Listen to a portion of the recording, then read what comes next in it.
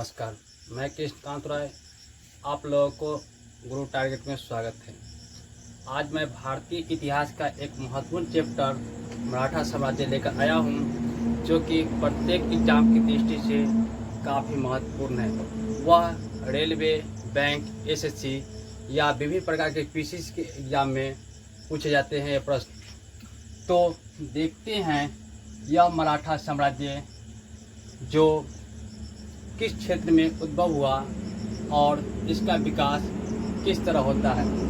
तो यह मराठा साम्राज्य को अगर हम लोग दक्षिण भारत का मैप देखें तो इस तरह का होता है। जो आधुनिक महाराष्ट्र का क्षेत्र है, इसी क्षेत्र में मराठा साम्राज्य का विस्तार हुआ था या विकास हुआ था।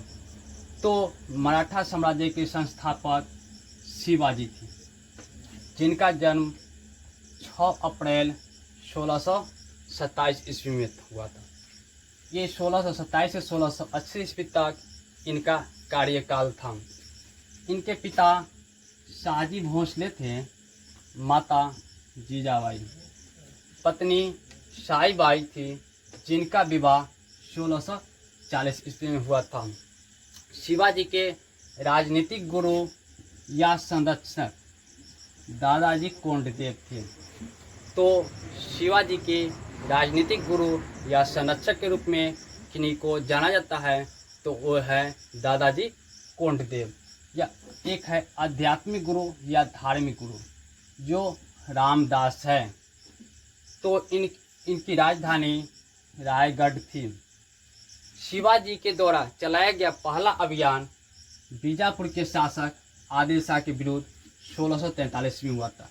इस अभियान के तहत इन्होंने सिंहगढ़ का किला जीता था। 1654 ईस्वी में पुरंदर को किला को जीता। इन्होंने अपनी राजधानी 1656 ईस्वी में रायगढ़ को राजधानी बनाते हैं। अफजल खां यह बीजापुर के सूबेदार थे। इनसे भी संघर्ष हुआ था 1659 ईस्वी में। अफजल खां की ये हत्या कर देते हैं।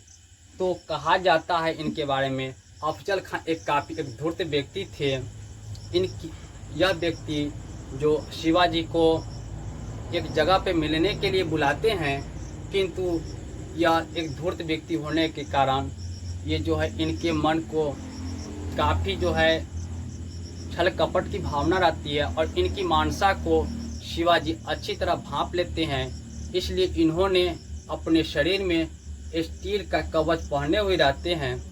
जब शिवाजी इनसे मिलने के लिए जाते हैं तो अफजल खां ने इनके ऊपर भाला से वार कर देते हैं, किंतु स्टील के कवच होने के कारण शिवाजी बच जाते हैं और उसी समय शिवाजी अफजल खां की हत्या कर देते हैं।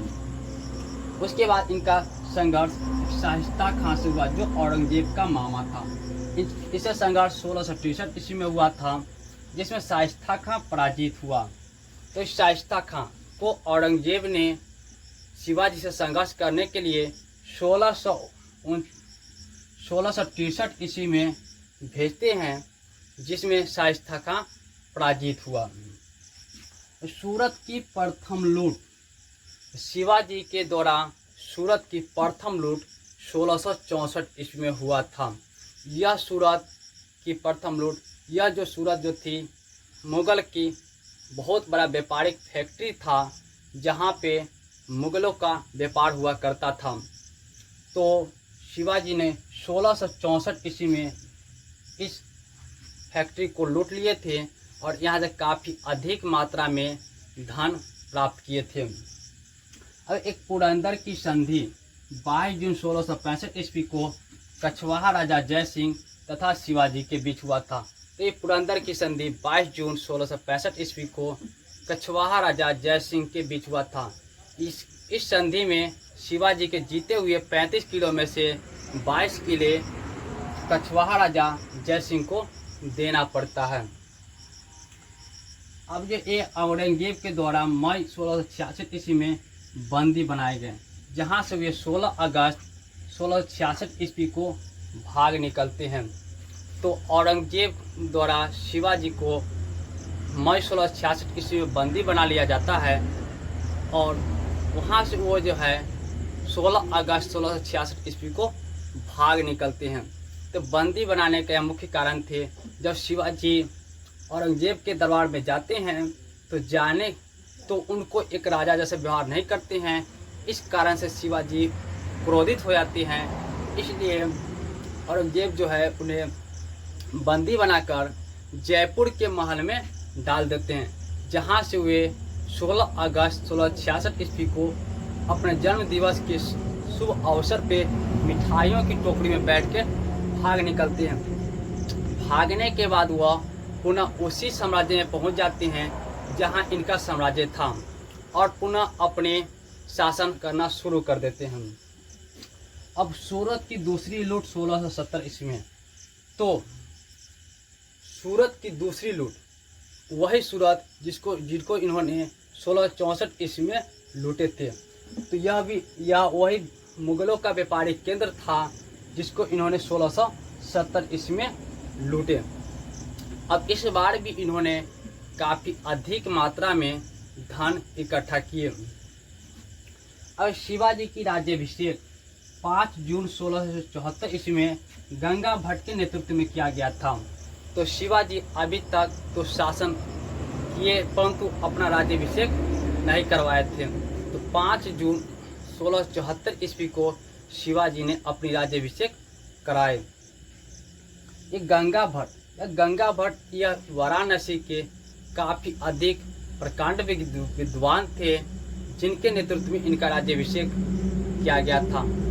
कहा जाता है गंगा भट्ट के बारे में कि ये मूल रूप से महाराष्ट्र के ही थे, किंतु काफ़ी अधिक लंबे समय से वाराणसी में रह रहे थे। अब दूसरी शादी सोयराबाई से की। तो इन्होंने अपनी राज्याभिषेक के समय ही इन्होंने दूसरी शादी सोयराबाई से किए थे। शिवाजी के अंतिम अभियान कर्नाटक अभियान था 1678 ईस्वी में। इस अभियान के तहत जिंजी किला को जीता। तो शिवाजी के द्वारा अंतिम अभियान 1678 ईस्वी में था, यह कर्नाटक अभियान, जिस अभियान के तहत ये जिंजी का किला को जीते थे। तो इनकी मृत्यु 1680 ईस्वी में हो जाती है। शिवाजी की मृत्यु 3 अप्रैल 1680 ईस्वी को हो जाती है।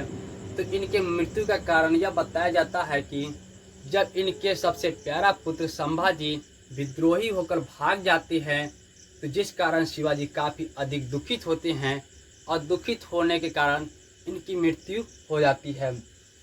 मृत्यु के बाद इनकी एक पत्नी थी पुतलीबाई, जो सती हुई। एक्चुअली इनके पास 7 पत्नियां थी, किंतु इनमें से कुछ मुख्य पत्नियां थी, उनके बारे में हम लोग जानते हैं। तो ये पुतलीबाई जो इनकी पत्नी थी, यह सती हुई। तो सती प्रथा क्या थी?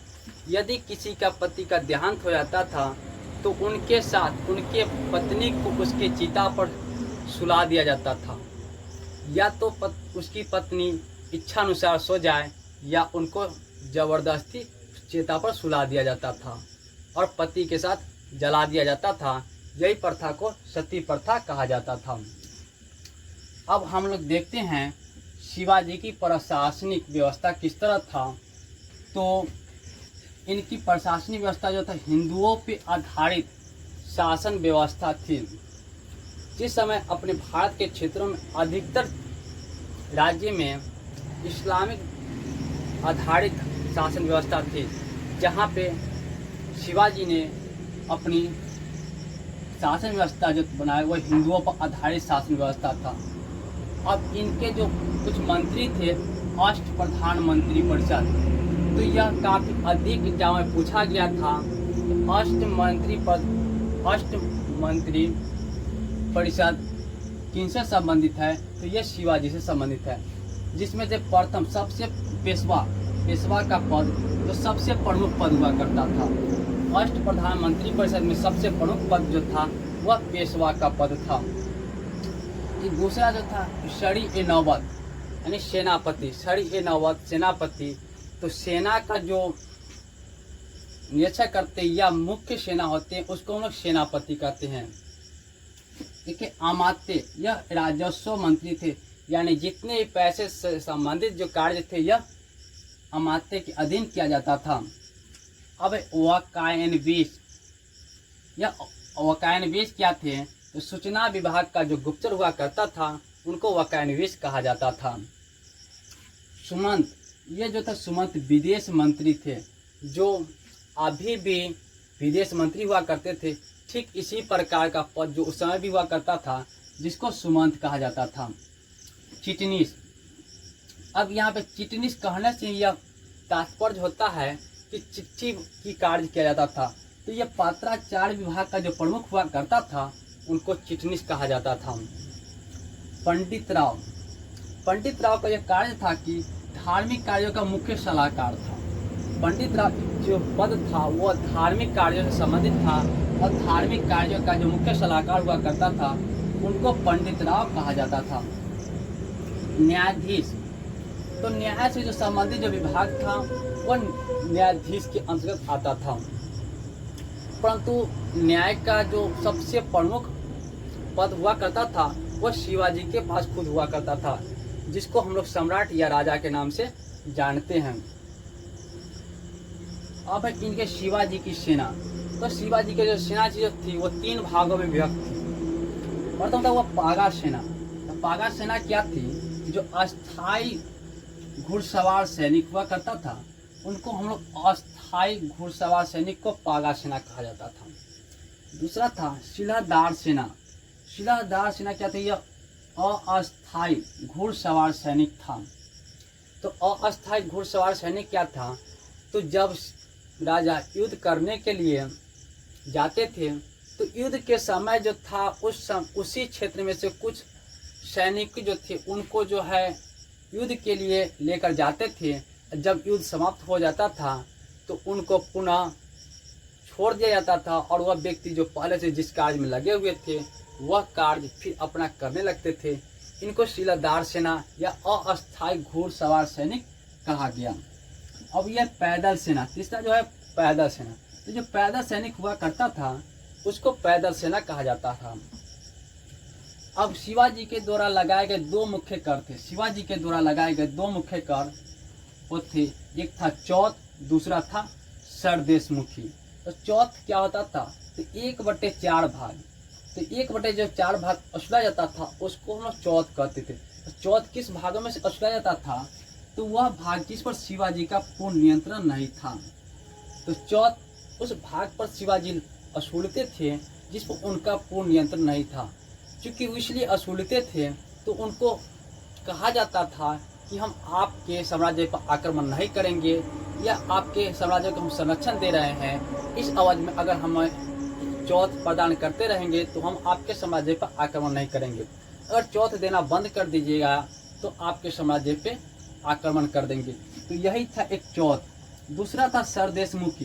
तो सरदेशमुखी के अंतर्गत ये 1/10 भाग असूला करते थे। तो ये सरदेशमुखी वह भाग जिस पर शिवाजी का पूर्ण नियंत्रण हुआ करता था।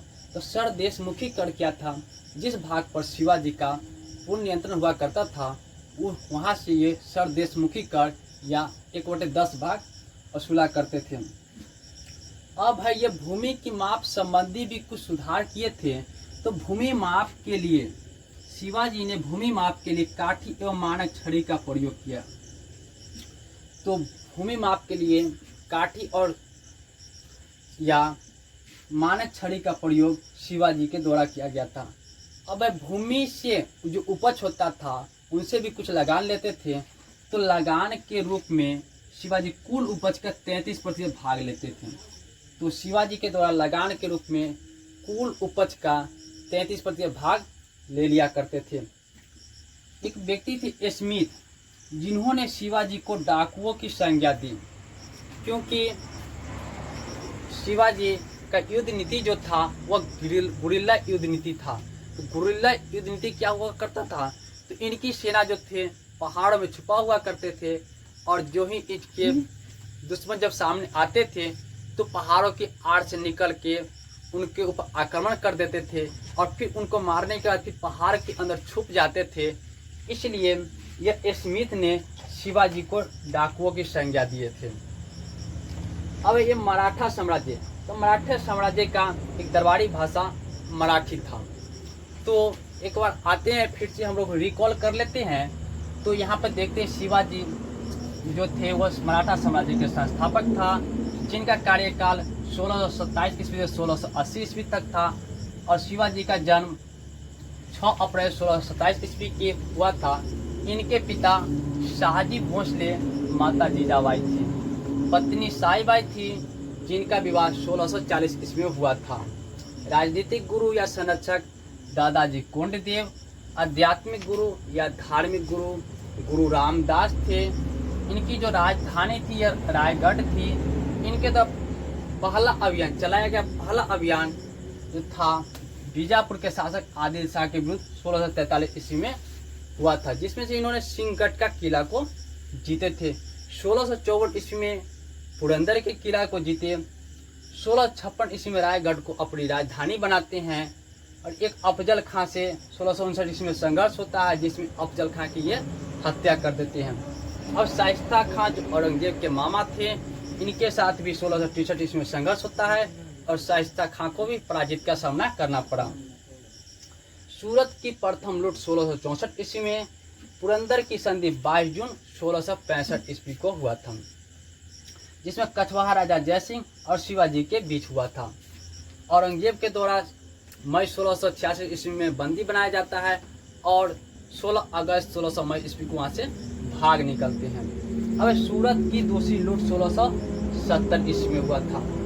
अब शिवाजी का राज्याभिषेक 5 जून 1674 ईस्वी को गंगा भट्ट नामक पंडित के नेतृत्व में किया गया था। दूसरी शादी सोयराबाई से हुई थी। और अंतिम अभियान कर्नाटक अभियान, जिसमें इन्होंने जिंजी का किला जीते थे। और यह कर्नाटक अभियान 1678 ईस्वी में हुआ था। शिवाजी की मृत्यु 3 अप्रैल 1680 ईस्वी को हो जाती है, जिनके साथ उनकी पत्नी पुतलीबाई सती हो जाती है। अब इनकी प्रशासनिक व्यवस्था, तो इनके प्रशासनिक व्यवस्था हिंदुओं पर आधारित व्यवस्था थी। और इनके सबसे प्रमुख विशेष शासन व्यवस्था की सबसे प्रमुख विशेषता थी अष्ट प्रधान मंत्री परिषद। तो अष्ट प्रधान मंत्री परिषद में इनके 8 मंत्री हुआ करते थे, जो 8 मंत्री थे पेशवा, शरी नौबत, अमात्य, वाकानवीस, सुमंत, चिटनीस, पंडित राव और न्यायाधीश। तो सभी जो पद अलग अलग थे, तो सभी के लिए एक अलग अलग कार्य भी थे। अब इनके सेना जो पागा सेना जो अस्थायी घुड़सवार सैनिक हुआ करता था, शिलादार सेना जो अस्थायी घुड़सवार सैनिक होते थे, पैदल सेना जो पैदल सैनिक हुआ करते थे। और चौथ 1/4 भाग के रूप में लिया करते थे, जिस पर इनका जो पूर्ण नियंत्रण नहीं हुआ करता था। अब सर देशमुखी कर वह भाग जिस पर शिवाजी का पूर्ण नियंत्रण हुआ करता था। भूमि माप के लिए शिवाजी ने काठी एवं मानक छड़ी का प्रयोग किए थे। लगान के रूप में कुल उपज का 33% लिया करते थे। स्मिथ नामक व्यक्ति ने शिवाजी को डाकुओं की संज्ञा दिए थे। और इनके जो दरबारी भाषा थी वह मराठी था। तो आज हम लोग की वीडियो इतना ही पर समाप्त होता है। अब इनके जो शेष आगे की जो पार्ट आएगी वह नेक्स्ट वीडियो में आएगी। अगर हमारी यह वीडियो आपको अच्छी लगी हो तो इनको लाइक और सब्सक्राइब कर दे, ताकि हमारी वीडियो आप तक जल्दी पहुंच सके और आप इनसे लाभान्वित हो सके।